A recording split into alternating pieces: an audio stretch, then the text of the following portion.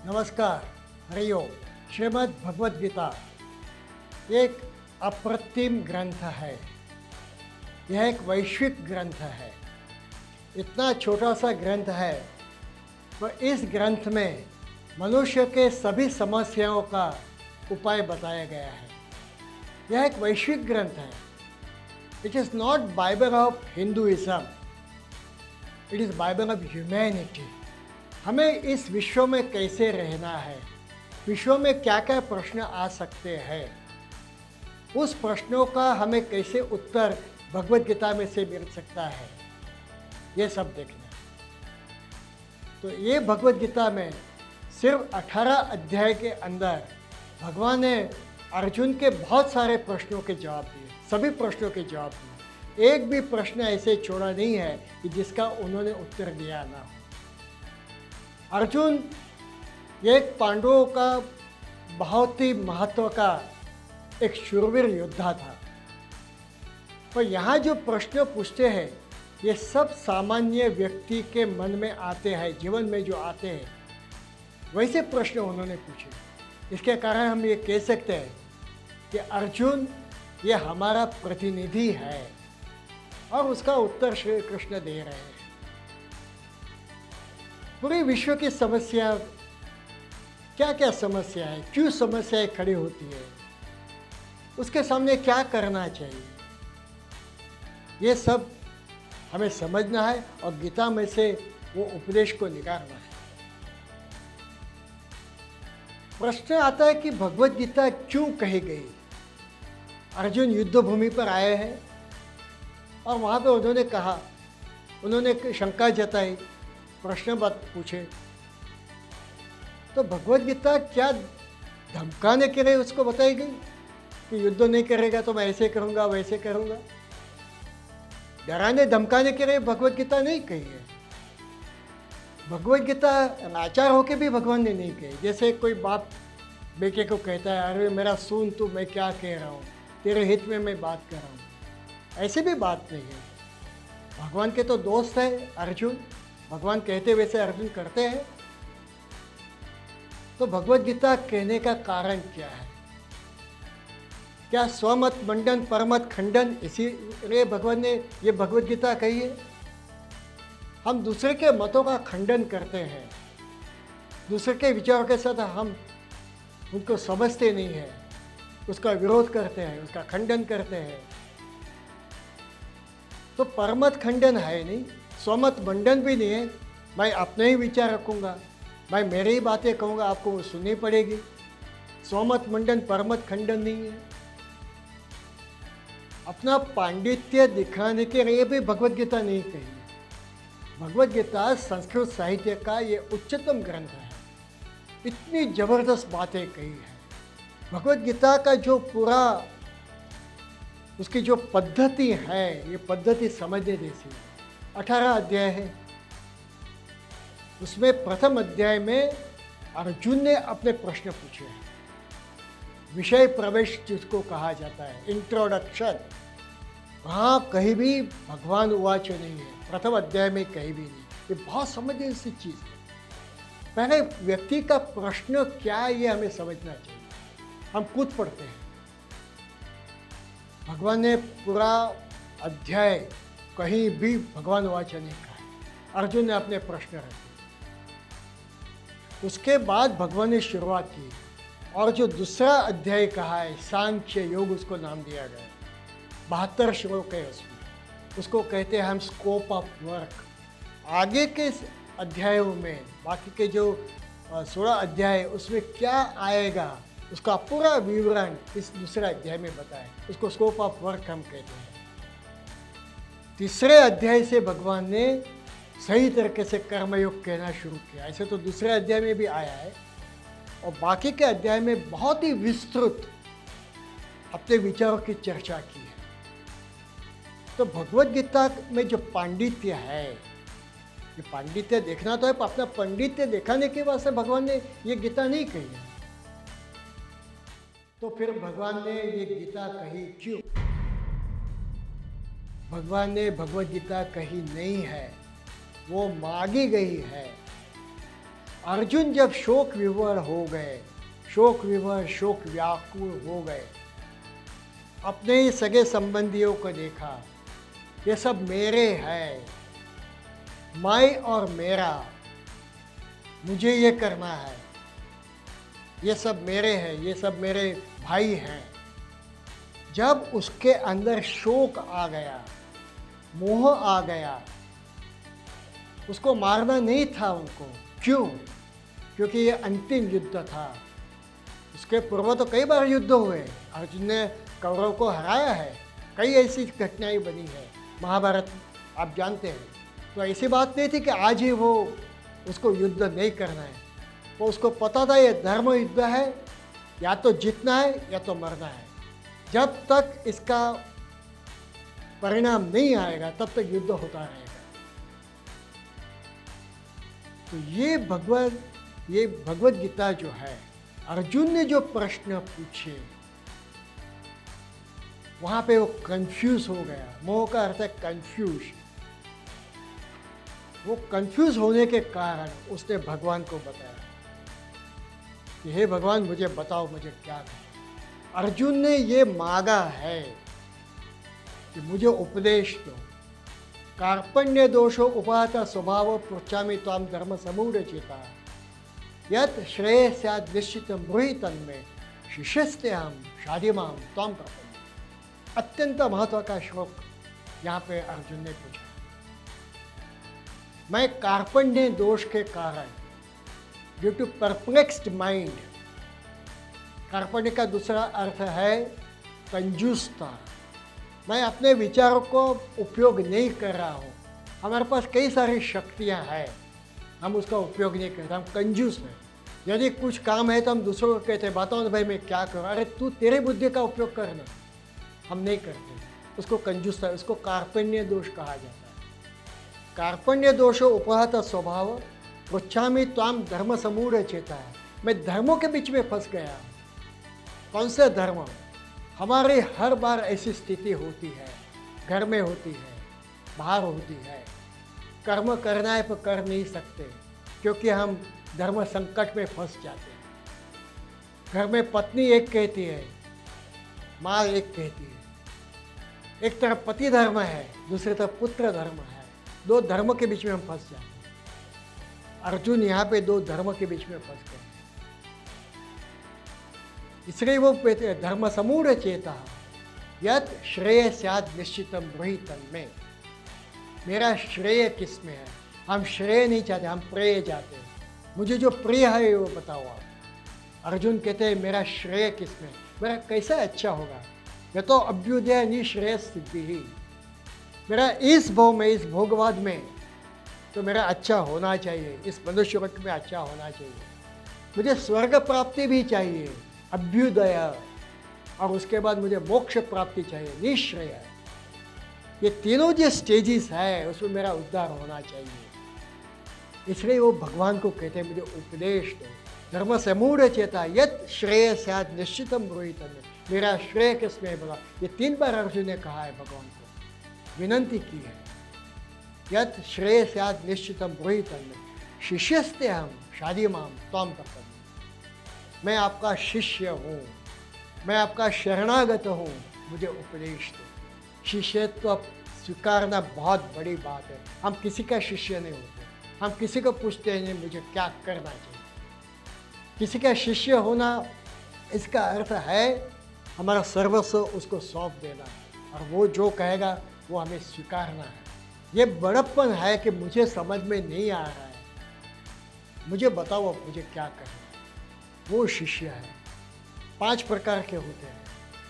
कुछ होते हैं प्रश्न पूछते हैं, खत्म हो गया, बस। न तो उनको सीखने की अभिलाषा है, न कुछ आगे जाने की अभिलाषा। दूसरे होते हैं वो प्रश्न पूछते हैं, प्रश्न समझने के बाद उसका ज्ञान खत्म हो जाता है। जैसे 15 इम्पॉर्टेंट क्वेश्चंस, बस खत्म। हमें विषय का अभ्यास नहीं करना है, हमें सिर्फ उस 15 प्रश्नों को जो गाइड में दिए होते हैं उसका ही सिर्फ अभ्यास करना है, खत्म हो गई बात। तीसरा होता है वो प्रश्नार्थी होता है, सिर्फ प्रश्नों का उत्तर समझना है। विषय क्या है, उस विषय में क्या क्या बताए गए हैं, मुझे क्या सीखना है उसमें से, मैं क्या सीख सकता हूँ, मेरे काम की कौन सी चीज़ है। ये परीक्षार्थी होते हैं, सिर्फ परीक्षा पास करना है। और एक होता है वो विद्यार्थी होता है, उसको विद्या प्राप्त करनी है, सीखना है अच्छी तरीके से। पर गुरु के मन में क्या है, गुरु के जो विचार है वो मैं आगे कैसे लेके जाऊँ, मैं अपना संशोधन करके आगे जाना है। ये कौन करता है? ये विद्यार्थी नहीं करता है, ये शिष्य करता है। जो शिष्य होता है वो प्रश्न पूछता है, प्रश्न को समझता है, विषय को समझता है, गुरु से प्रश्न करता है और उनसे जानता है, और गुरु जो आज्ञा देते हैं वो सब वो समझकर वो आगे उसको जाने देता है, वह शिष्य। यहाँ अर्जुन ने शिष्यत्व मांगा है। शिष्यस्ते हम शाधि मां, मैं आपका शरणागत हूँ। हम किसी के शरण नहीं जाते। हम घर के अंदर भी अपना अहम होता है, और दूसरे का बनो ना, अपना अहम छोड़ के किसी का बनना है। पत्नी का बनो, माता पिता का बनो, गुरु का बनो, समाज के बनो, मित्रों का बनो। इन सबके साथ हमारा अहम छोड़ के जुड़ना है, ये हम नहीं करते। तो अर्जुन ने यहाँ पे शरणागति स्वीकार रही है। जब तक किसी के शरण नहीं जाओगे तो सामने की व्यक्ति आपको उपदेश नहीं देगी। शादी माम त्वाम प्रपन्न, मुझे उपदेश दो, ये उसने विनंती की। उसके बाद भगवान ने 18 अध्याय कहे। यहाँ एक और चीज समझने जैसी है। गीता के 2 पक्ष है। एक आध्यात्मिक पक्ष है, आमतौर पर इसको आध्यात्मिक तरीके से देखा जाता है। जैसे कोई व्यक्ति बीमार है और जीने की उम्मीद कम है, हम भगवत गीता पढ़ते हैं, उसको भगवत गीता सुनाते हैं। ये आध्यात्मिक बात है कि इस पर भगवान की वाणी होने के कारण हम एक अध्यात्म की दृष्टि से, भगवान की दृष्टि से, पूजा की दृष्टि से, प्रार्थना की दृष्टि से हम भगवत गीता पढ़ते हैं। मृत्यु के बाद भी भगवत गीता का पठन किया जाता है, उसका पाठ किया जाता है, तो इसकी आत्मा को शांति दे। यह जो है ये आध्यात्मिक पक्ष है। और भगवत गीता में एक भगवान है और एक अर्जुन है, इस तरीके से हम 2 भाग करते हैं। तो इसको कहते हैं आध्यात्मिक पक्ष। अच्छी बात है, पर गीता का व्यावहारिक पक्ष है, जो दूसरा पक्ष है, वो बहुत महत्व है। गीता में से हम क्या सीख सकते हैं, हम अपने जीवन को कैसे बना सकते हैं, हम अपना चारित्र कैसे बना सकते हैं। अर्जुन की विनंती है कि मेरा चारित्र बनाओ, मेरा जीवन बनाओ, मेरे राष्ट्र का जीवन बनाओ, मेरे समाज का जीवन बनाओ, समाज का गठन करो, मेरे राष्ट्र का गठन।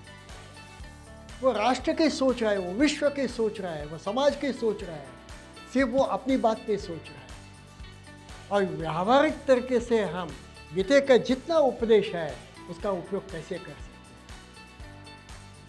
जैसे गीता एंड वॉर, वो युद्ध भूमि पर हम गीता का उपयोग कैसे कर सकते हैं। हम अभी अपना इतिहास का यदि अभ्यास करें, भारत के इतिहास का 3,500 वर्ष का अभ्यास करें, भारत पे क्यों इतने आक्रमण हुए, कितने आक्रमण आए, हूण आए, शक आए, अफगान आए, मुसलमान आए, अरब आए, ग्रीक आए, यहूदी आए, ब्रिटिश आए, कितने आक्रमण हुए। भारतीय संस्कृति को नष्ट करने का सबने प्रयत्न किया।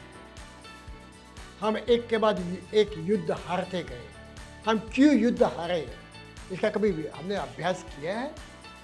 हम युद्ध से क्यों भागते हैं? पृथ्वीराज चौहान युद्ध में जीतने के बाद भी शहाबुद्दीन को 2 बार छोड़ दिया, तीसरी बार युद्ध हार गए, और उनकी क्या स्थिति हुई इतिहास गवाह है। क्या हुआ पृथ्वीराज चौहान, क्यों पृथ्वीराज ने ऐसे किया? यदि शहाबुद्दीन गौरी को छोड़ा न होता, आज इतिहास कुछ और ही होता। बाबर आया, बाबर के पास 10,000 का सैन्य है, हम बाबर के सामने हार गए और आज तक उसके परिणाम भुगत रहे। नासिरुद्दीन आया, उसने सत्यानाश कर दिया। मोहम्मद घोरी आया, मोहम्मद गजनी आया, मुगलों ने तो शासन किया, तुगलक शासन किया, खिलजी सल्तनत शासन किया, बहमनी शासन, सब ने शासन किया भारत में। 750 साल तक इस्लामिक शासन रहा। हम युद्ध क्यों हारते गए? हम युद्ध हारते हैं, हम हॉकी मैचेस हारते हैं, हम क्रिकेट मैचेस हारते हैं, क्योंकि हम भगवद गीता का अभ्यास नहीं करते। एक के बाद एक युद्ध हारते गए और उसका परिणाम आपके सामने। भगवद गीता का प्रैक्टिकल एस्पेक्ट जो है वो हमें सीखना है। हम व्यावहारिक पक्ष उसका देखें तो Bhagavad Gita and more, Bhagavad Gita and management जो अपना मुख्य विषय है कि Shrimad Bhagavad Gita and time place management, जो चिरंतन सत्य मैनेजमेंट प्रिंसिपल जो है, क्या क्या मैनेजमेंट प्रिंसिपल भगवद गीता ने सिखाया है। ऐसे नहीं कि मार मचोड़ के ये सिद्धांत सीखने हैं, भगवद गीता ने ये सब बातें बताई है। ये जो मैनेजमेंट प्रिंसिपल भगवद गीता में से जो आप सीख सकते हैं, उस पर एक नया कोर्स शुरू हो रहा है। उस कोर्स के बारे में आपको बाद में बताया जाएगा, गुरु के प्लेटफॉर्म पर एक कोर्स आएगा। तो Bhagavad Gita and management, Bhagavad Gita and education, शिक्षण में उसका उपयोग कर सकते। यहाँ अर्जुन ने जो प्रश्न पूछा, गुरु शिष्य परंपरा है, भगवान ने सब कुछ बताया। इतने ज्ञान आख्यातन, मैंने जो आपको जो ज्ञान दिया, गुह्यात गुह्यतरम, अत्यंत गुह्य विमृशे आशेषेण यथेच्छसि तथा। अर्जुन, मैंने जो कुछ आपको कहा है वो सब आप सुनिए, सब समझिए, सबका विचार करो, यथेच्छसि तथा को। उसके बाद आप निर्णय करो कि आपको युद्ध करना है या नहीं करना है, जैसी आपकी मर्जी, जैसी आपकी इच्छा। भगवान ने जब अर्जुन ने शरणागति स्वीकारी तो पूरी भगवद गीता बताई, और बाद में भगवान ने कहा तेरी जो इच्छा यथेच्छसि तथा करो। उसके बाद अर्जुन ने कहा कि मैं युद्ध करूंगा, युद्ध जीत गए। तो भगवद गीता का ये व्यावहारिक पक्ष जो है हमें सीखना। तो शोक व्याकुल शोक विवर अर्जुन और स्नेह व्याकुल स्नेह विवर भगवान श्री कृष्ण। और भगवान कृष्ण ने ये जो उपदेश दिया 18 अध्याय में, कई ऐसे प्रश्न हैं जिसका हम बार बार उसका उपयोग कर सकते। पर्वत की स्थिरता मेरे में नहीं है, पर्वत स्थिर है, अचल है, अलग है, मेरे में नहीं, स्थिरता ही नहीं है। समुद्र में गहराई है, समुद्र के पास हम जाके खड़े रहते हैं, एकदम गंभीर दिखाई देता है, मैं तो जरा भी गंभीर नहीं हूँ। हवा में गति है, मेरे में गति है क्या? नहीं है। पुष्प में सुगंध है, कितनी बढ़िया सुगंध है, मेरा शरीर उसमें से गंध आती, बदबू आती, इसी कारण वो पाउडर का उपयोग करो और दूसरे स्प्रे का उपयोग करो। पर्वत की स्थिरता मेरे में नहीं है, पर पर्वत की स्थिरता किसी ने रखी है उसमें। समुद्र में गहराई है, समुद्र में गांभीर्य है, वो किसी ने रखा है। हवा को गति कोई और दे रहा है। उपनिषदों ने ये सब बताया है। तैत्तरीय उपनिषद है, ऐतरेय उपनिषद, केनोपनिषद, इसमें सब बताया है। पुष्प में सुगंध जो है किसी ने रखी है। मेरे में स्थिरता नहीं, पर मैं स्थिरता दे सकता हूँ। समुद्र की गहराई, समुद्र का गंभीर मेरे में नहीं है, मैं अपना जीवन गंभीर बना सकता हूँ। हवा में गति है, मैं अपने जीवन को गति दे सकता हूँ। पुष्प में सुगंध है, मैं अपना जीवन सुगंधित कर सकता हूँ। मैं कर सकता हूँ, हो सकता हूँ, दे सकता हूँ। ये विश्वास भगवद गीता दे रही। मैं कोई सामान्य नहीं हूँ। अहम वृक्ष सरेरिवा कीर्ति पृष्ठम गिरेरिवा ऊर्ध्व पवित्र वाजिनी अमृतस्मि द्रविणगम स्ववर्चसम सुमेधा अमृतोक्षिता इति शंको वेदान वचनम। ओम शांति शांति शांति। मेरा जीवन तो अत्यंत उन्नत है। यह सब भगवद गीता ने हमें बताया है। तो भगवद गीता मुझे दृष्टि देती है, मुझे बनाती है, मेरा जीवन बनाती है। मेरी रीढ़ को, हड्डी को भगवद गीता मजबूत करती है, सशक्त करती है। ये वेदों ने किया, ये उपनिषदों ने किया, ये हमारे वैदिक संस्कृति ने किया, ये भगवत गीता का। यह भगवत गीता का जो पठन करना है, ये भगवत गीता को हमें समझना है और उसको जीवन में उतारना है। तो practical aspect of Bhagavad Gita, इस पर हम भार देंगे। कैसे कैसे उसको हम कर सकते, जो अर्जुन के प्रश्न हैं, कई सारे ऐसे प्रश्न हैं, जैसे मैनेजमेंट है, ऑफिस में है, कैसे काम करें, सबका साथ सबका विकास, समाज के अंदर हम कैसे, आज संवादिता नहीं है समाज में, समाज टूट चुका है। सहयज्ञ प्रजा सुषा पूर्वाच प्रजापति अनन्य प्रसविष्यदम वो अस्तु इष्ट काम दो देवान भावयता न ते देवा भावयंतु परस्परम भावयंत श्रेय परम अव्याप्सतम। देखिए, यह सोशलिस्टिक पैटर्न श्री कृष्ण ने दिया है। कोऑर्डिनेशन एंड कोऑपरेशन, जिस तरह के ब्रह्मा जी ने यह संपूर्ण विश्व बनाया, ब्रह्मा जी कौन थे ये सब समझना है। ये कोई भ्रांत कल्पनाएं नहीं है, उसका कैसा उपयोग करें। ब्रह्मा जी ने सब ये पूरा विश्व बनाया, ये ब्रह्मांड बनाया, कैसे बनाया। सहयज्ञ प्रजा सृष्टवा, उन विविध देवताओं ने, विविध देवों ने, देवियों ने, ये देवी और देवता ये कोई चमत्कार नहीं है। जो शक्तियाँ हैं, जो ये विश्व को, ये ब्रह्मांड को जो उसका कंट्रोल कर रही है। पृथ्वी 23.5 अक्षांश पर खड़ी है, डिग्री पर खड़ी है, युगों से खड़ी है। कैसे खड़ी, किसने खड़ी है? वो घूमती है अपने एक्सिस पर, कौन घुमा रहा है? वो सूर्य के आसपास घूम रही है, कौन घुमा रहा है? असंख्य ग्रह उसके आसपास घूम रहे हैं।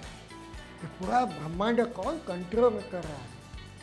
मेरे जीवन का हम देखें, अपने शरीर के बारे में देखें, ये हार्ट बीट्स है, मेरा जो बीपी है, हम कहते हैं 120/80 होना चाहिए। किसने किया ये? डॉक्टर ने ढूंढा, अच्छी बात है, पर ये 120/80 ब्लड प्रेशर होना चाहिए, ये प्रमाण किसने दिया? मुझे दृष्टि कौन दे रहा है? मैं सुन सकता हूँ, मैं बात कर सकता हूँ, मैं देख सकता हूँ, मैं स्पर्श का अनुभव कर सकता हूँ। कोई शक्तियाँ हैं, उन शक्तियों के बारे में जानना, उन शक्तियों का ने जो कोऑर्डिनेशन से काम कर रहे हैं, सूर्य, चंद्र, हवा, पृथ्वी, अग्नि, असंख्य देवी देवताएं हैं, वो सब एक दूसरे के साथ कोऑर्डिनेशन में काम कर रहे हैं। वो जो कोऑर्डिनेशन है, कोऑपरेशन है, समाज में वो आना चाहिए। तब समाज अच्छा काम करे, तब समाज प्रगति करेगा। अनन्य प्रसविष्यद्गम, जैसे मैंने ये ब्रह्मांड बनाया और सब देवी देवता साथ में काम कर रहे हैं, उसी तरीके से आप भी अपने मित्रों के साथ, अपने साथ जितने भी ग्रुप्स हैं, ये सब एक कोऑर्डिनेशन से काम करो। अनन्य प्रसविष्यद्गम, आप उन्नत हो जाओ, समृद्ध हो जाओ। अनन्य प्रसविष्यद्गम वो अस्तुष्ट कामधु, और जो आपकी कामनाएं हैं, जो आपको चाहिए, वो आप प्राप्त कर सकते हैं।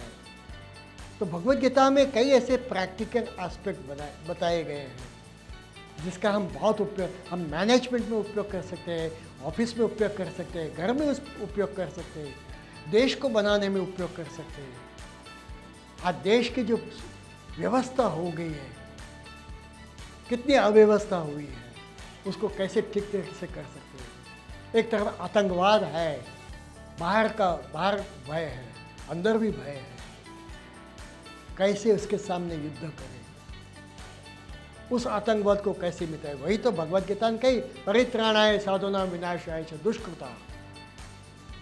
कैसे कर सकते हैं, क्यों करना चाहिए, ये सब बातें इस ग्रंथ में बताई गई है। तो ये हम भगवत गीता का अभ्यास करते रहेंगे, YouTube पर ये सब बातें आती रहेगी। तो आप इसका अभ्यास करो, आप अपने प्रश्न पूछते जाओ, और जितने भी हमारा साहित्य, वैदिक साहित्य है, उस साहित्य का अभ्यास करके उसको जीवन में कैसे उतार सकते हैं, ये सब हमें देखना है। सर्वेत्र सुखिनः सन्तु सर्वे सन्तु निरामया सर्वे भद्राणि पश्यन्तु मा कश्चित् दुःखभाग्। ओम शांति शांति शांति। हरि ओम श्री गुरुभ्यो नमः। हरि ओम।